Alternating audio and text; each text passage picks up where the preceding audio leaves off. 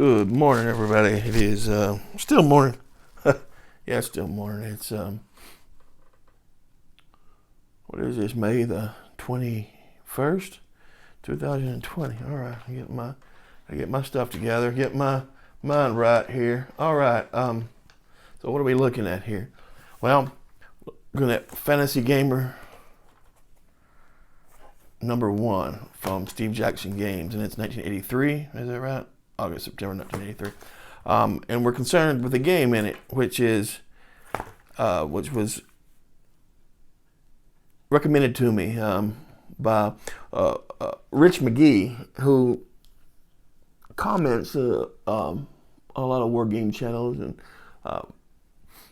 I've run into before in wargaming YouTube circles. So he said this was a good game, and the game within is a good game, and I was 100% happily unaware of this game until he told me. And when he told me, I absolutely had to have it. And now, because of looking for it and saying I wanted it, now I have two. In case you want to know, if you can find this probably shouldn't be too expensive, but you can get it for like a download of the PDF for like $3 on Steve Jackson's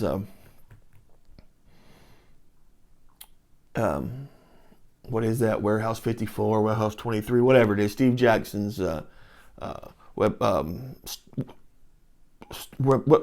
website. And the game we're looking at here is, there's 1983 information, which is pretty cool.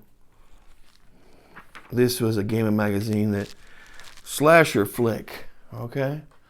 Revenge of the Boogeyman. I like this here. This butcher does more than bring home the bacon in exciting 2D. Absolutely. So this has some. The cool thing about this game, it's not a RPG, but it has RPG elements to it. It plays like a traditional war game. Casting call. Everything in here, it talks like you're in a movie, right?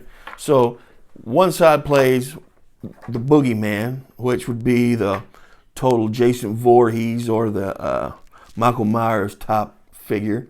The other one plays the goodies, I guess, the unsuspecting people who are trying not to be killed, all right? And your character, here you have your character chart. You have the bus driver, the whiz kid, the football player, the surfer, the biker, ROTC, sock major, cheerleader, jockette, preppy, valley girl. All right, and you have their movement capabilities. You also have their abilities here. Got special abilities. These are feints from 1 to 3. Whiz kid feints, +1 to be hit at all times is the bus driver. He's got low movement too because he's an alcoholic. That was pretty cool. They give backstories to everybody. So you're trying to, like, Fonzie type character. Obviously, it's still 1983 is. Yeah, it is. It's I think it's still going on, or it's just wrapping up. Happy Days. So let's look at the map here. Yeah. Well, okay. I'm not going to take this out, but luckily I have another map. Again, I got two of the games. I have another map here. We're gonna look at it. Simple map. As far as I can tell from the rules, the darker it is the daytime and nighttime it is a light, or not daytime and nighttime, but light and darkness. And you have the regular, what you see in those type of movies, slasher flicks. You have cave, you got a garden, property of a mansion, so you got your mansion ruined, topiary, you got your gatehouse, your bus, tool shed, boathouse, beach, and pool, cottage. And you're going to try to survive or even try to kill the boogeyman was coming after you. But map as simple as can be. You see, it's half-inch squares instead of hexes.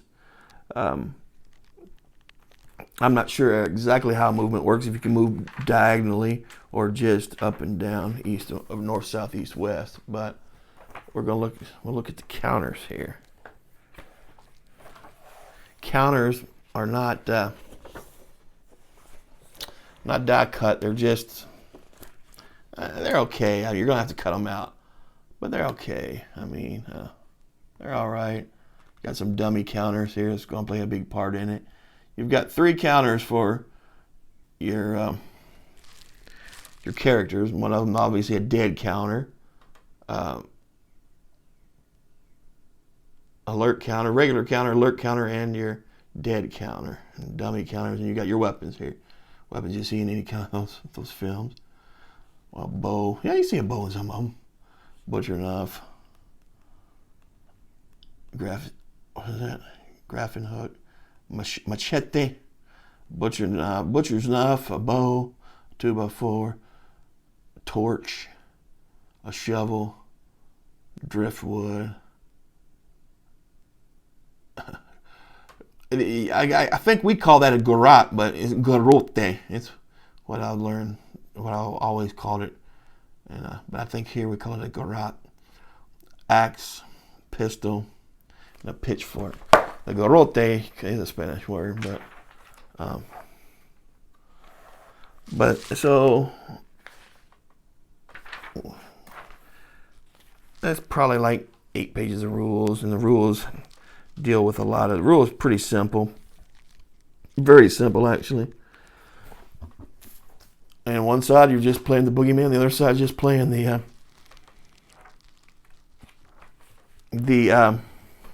survivors, if you will. From what I've read, like I said, I didn't know nothing about this game, and like I found out about it, man, I went on high alert to get this game just because, you know, any time I hear about an odd game like that, I want to see it. I want to see how it is. I want to see it, and I maybe want to, and I might want to play it. But it sounds kind of interesting. It's something that I actually am going to probably take my time to play and learn to play correctly, and then I'll play it with somebody. You know, it's a very, very light and simple game. I do like the